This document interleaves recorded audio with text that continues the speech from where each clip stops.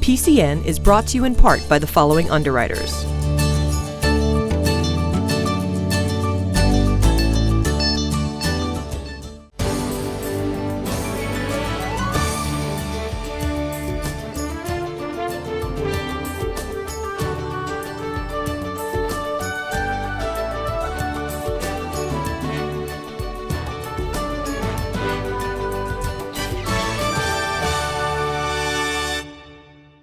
Welcome to PACTV Community News. I'm Kim Mio, the news director.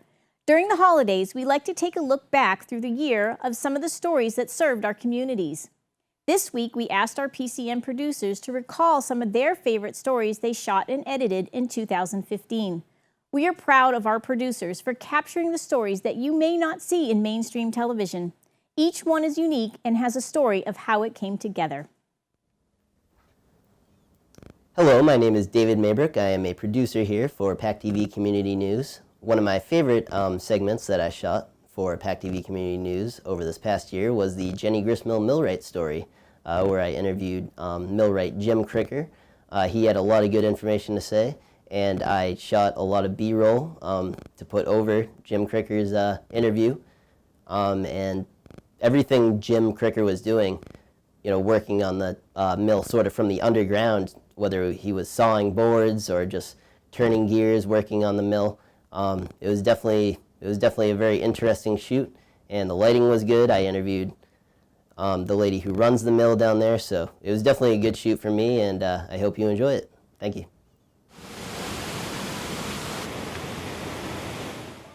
We're really excited to have Jim here working with us. Jim is a really well-respected millwright.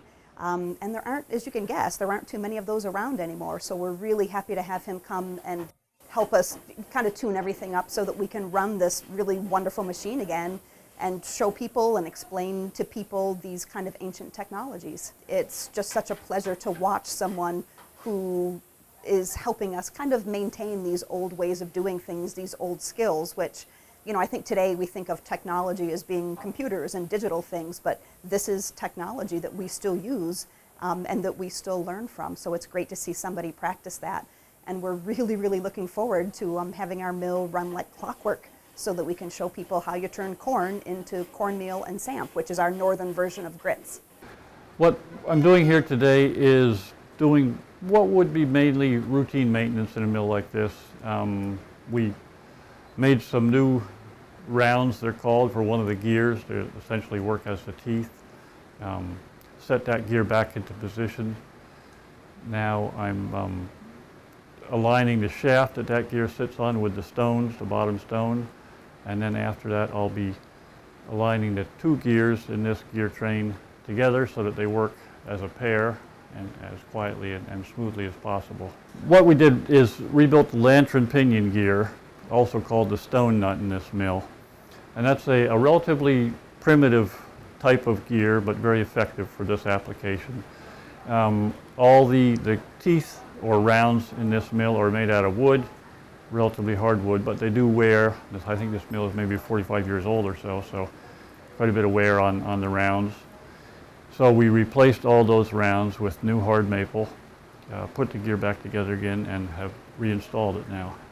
The other projects we'll be doing here will be to align the gears with each other so that they are in the proper relationship to each other, so they work quietly and smoothly and transmit power as they should. In the course of doing that, we'll be doing some re-wedging and repositioning the large face gear that engages with the lantern pinion gear. We'll also be doing a little work on the stones, setting up the spindle, leveling the bed stone, just basically a tune-up for the mill. These mills have been around for centuries and centuries in one form or another, and are very effective. Maybe not as efficient in some ways as modern machinery, but in other ways a lot nicer on the environment. You know, our different Plymouth plantations, different sites tell different aspects of the history of Plymouth and slightly different time periods. So we're really excited to be able to share, kind of to integrate technology and a little math and a little physics with history. Hi, my name's Edmund Dondero, and my favorite piece I did for PCN of 2015 would probably be the iCraft History event. It was held at Plymouth Plantation in late October. What made it so fun to film would probably be, I guess, the people that I filmed, hearing their stories, their craft that they did, and even the workers of Plymouth Plantation. They were very nice. It was great to hear the history of Plymouth. It was great to see the local artists and musicians of today and kind of seeing how they contrast with the older Pilgrims and Native Americans and kind of see their take on being an artisan. So I hope you enjoy it. September 26th and 27th was our second annual iCraft History Weekend. We highlight our own crafters, people who are native, who are doing crafts that have been done here for thousands of years, and people who are doing traditional crafts from the time period of the Pilgrims, and even crafts that are inspired by this place, New England, that are more modern crafts. So this is a time for us to celebrate our crafters and to invite other crafters from the artistic community and to other people from the crafting community to demonstrate what they do alongside our own artisans. So our own artisans are demonstrating native pottery, which was done here by the Wampanoag people, the people who were here originally. We have got a chandler who's dipping candles. We have got lots of textiles workers. We have a native man who makes native headdresses made out of porcupine fur and deer tail. We have a man who stitches colonial clothing, and we have a weaver, as well as a host of people coming from all over New England. Even from Pennsylvania, people came to be here for our weekend. So it's a weekend of coming to see our community sharing with the larger artistic community. iCraft History Celebration 2015 is a weekend that here at Plymouth Plantation we are spending more time than usual talking about the little details that go into making our living history sites possible. It all looks like it has been here since 1620, and you really have stepped back in time. But there are lots and lots of little arts, crafts, and trades that go into creating that environment. And so we have on staff here a variety of folks who are continuing to revive lost or almost lost traditions. On the Native Home site, we have Native people who are perpetuating and continuing crafts and trades that have been here in New England, here in this place, since the 17th century, since time out of mind. And on the English side of things, on the colonial side of things, we have folks who have chosen to learn historic crafts and trades, everything from carpentry, timber framing, thatching, blacksmithing, pottery, candle making, baking, historic tailoring. All of those things go into that all-encompassing environment that you find here.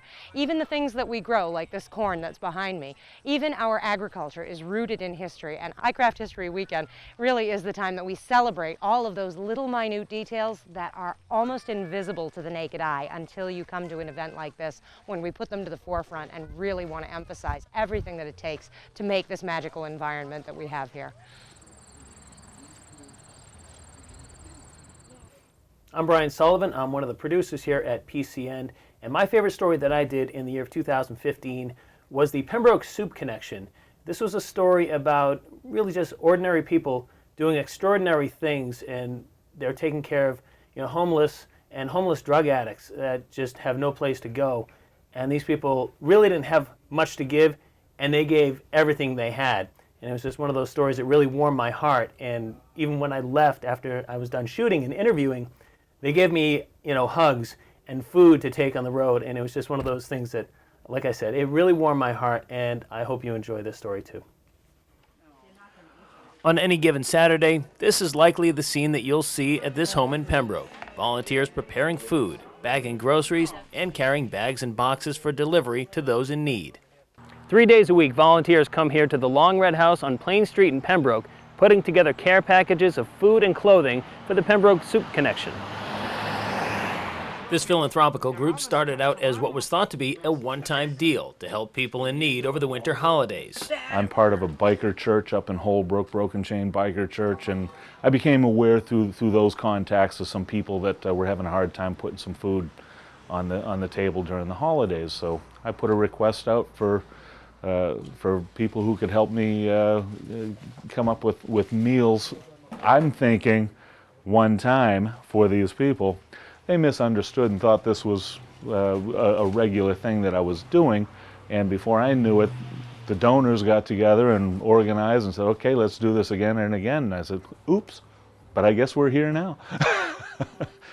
Nearly 1 year in, the movement is showing no signs of slowing down. Joanne Brown provides the house as the headquarters, but none of this gets done without the helping hands of all of the volunteers. We estimate about 3 tons leave this house every 3 days, and it goes to the various locations in Brockton. Of course, in order for those 3 tons to leave, it has to have come in, be sorted, labeled, and that's where all our volunteers come in. The community has just been so generous in their donations, but it's the volunteers of the Soup Connection that come in here and help me. I'm just one person. I certainly couldn't do it all. Several months ago, Joanne Brown put a post on Facebook requesting a pair of sneakers, and since then, the clothing donations have snowballed. With each order of food and clothing that leave the Long Red House, Dan and Joanne are able to soak in the enormity of the endeavor they've undertaken.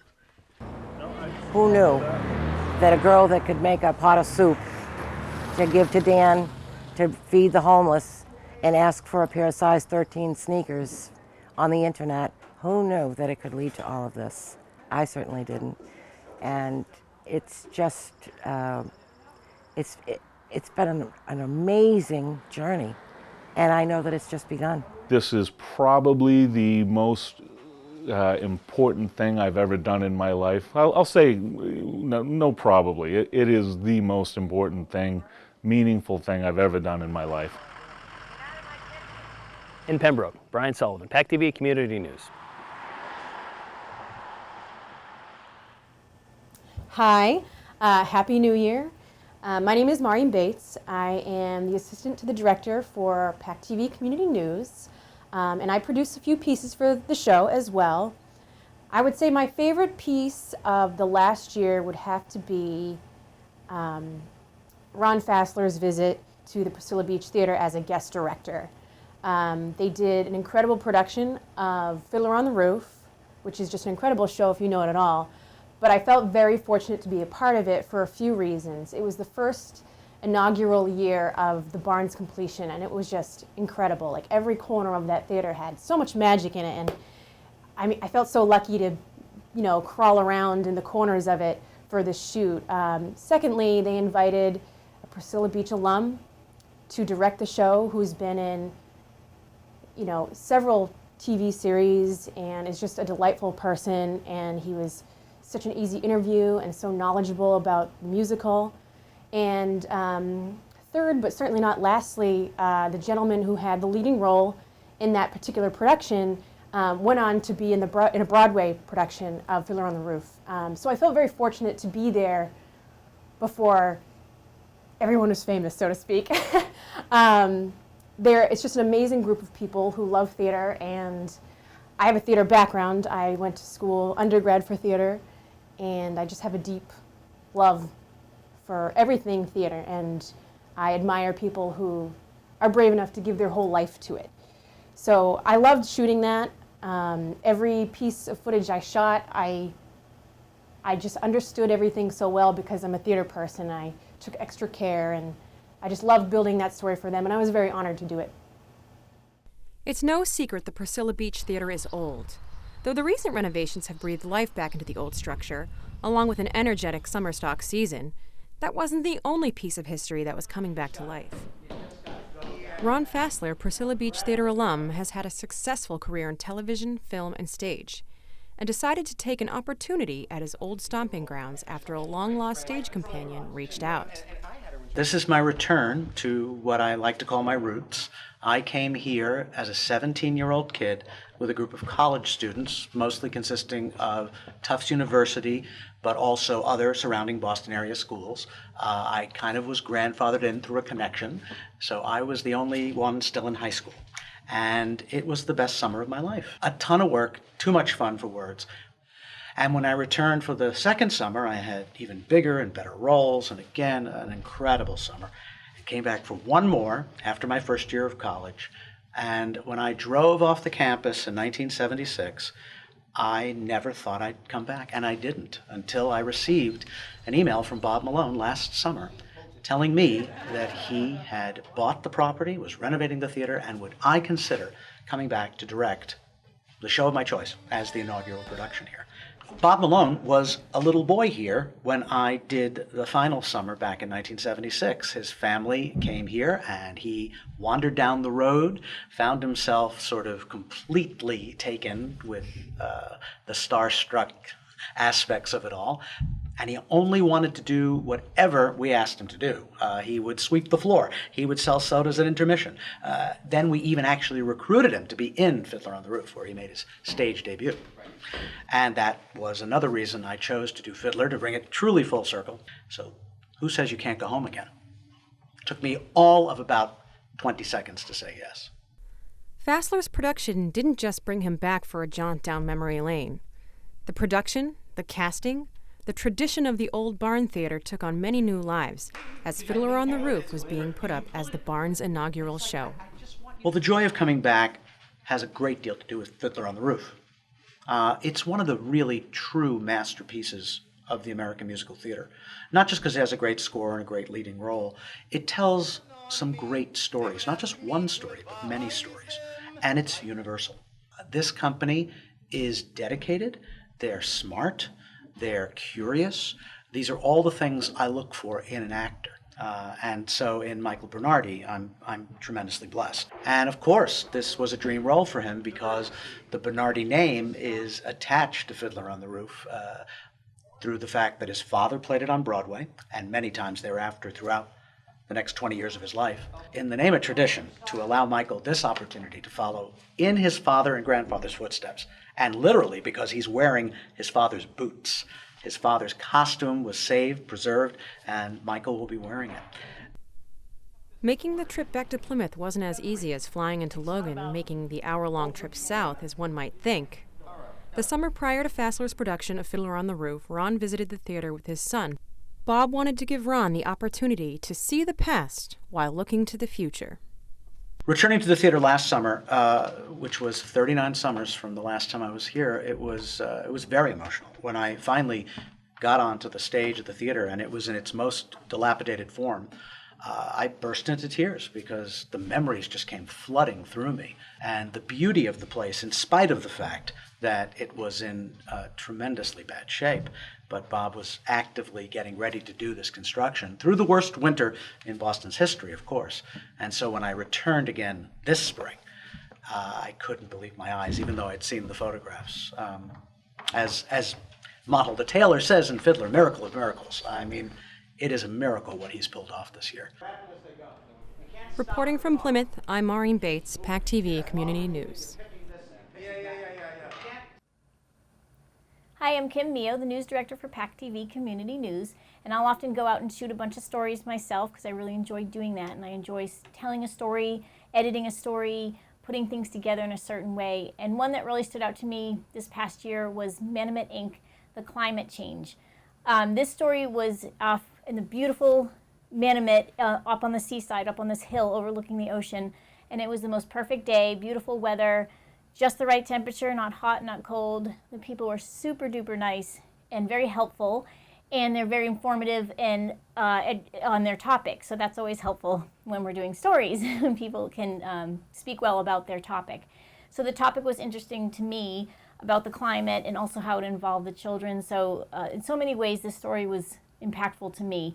But just it was such a beautiful place. If you've ever been able to go up there, it's just lovely.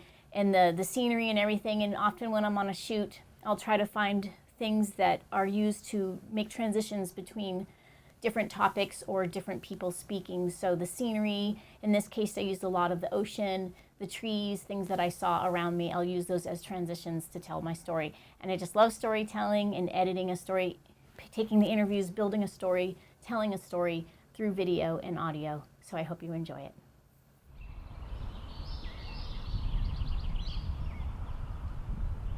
We're here today at Manomet Inc. and we have an 8th grade class from the Sandwich STEM Academy here.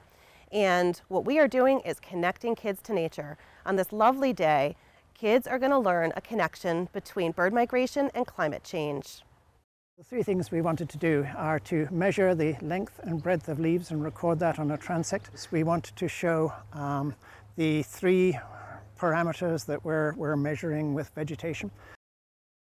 The exciting thing I think about this whole project is that it's keyed into climate change. We have data here since 1966, so we're now in our 49th year of collecting data on the timing of the migration of birds through in spring. Each one of these red dots on here represents a bird that we banded here at Manomet that was found somewhere else. So this bird is a species of warbler called a Blackburnian warbler. This is a male common yellowthroat, and these guys are a species that we've actually noticed their timing is different over the years. The students have been working at their schools and they have been looking at the timing of leaf out, which is temperature dependent. They've been looking at, as the leaves come out, little caterpillars coming into the leaves, that's temperature dependent. And the migrant birds are returning, some from the southern part of the US, some from Central America. They're all coming back and their goal is to hit that absolute peak of insects, fatten up, use that as fuel and continue their migrations He's going to go really fast. Are you ready? They taught us about how the migrations are different every year and how they track it. They use a lot of data and they keep the nets there over time. They said how if the data was different, it showed there was a climate change. So if the climate was a bit warmer, they might change their migration route. Well, the idea is we're collecting data over time at your guys' school, and you'll go out in the next few weeks and collect data yourselves. And the idea is for you guys to build your own long-term data set. We formed a partnership with a great nonprofit called Turk, and they are curriculum development experts. And the program was being formalized from an informal program here at Manomet to a curriculum that could be applied in the middle schools. So we're specifically working with 7th and 8th grade. Our approach is to focus very much on the processes and the practices by which knowledge is created and how the students make their knowledge for themselves. So the partnership between Turk and Manomet on the Climate Lab was natural from that point of view.